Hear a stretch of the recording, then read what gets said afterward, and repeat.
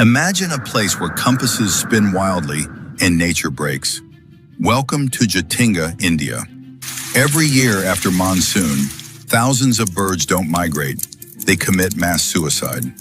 On dark, foggy nights, they stop flying and crash dive straight into the village lights. Science blames a magnetic glitch, turning them blind, but locals feared evil spirits. Here is the terrifying part.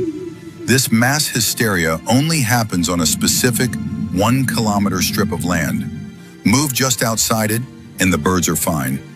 Is it a magnetic trap or a curse? Subscribe for more forbidden lore.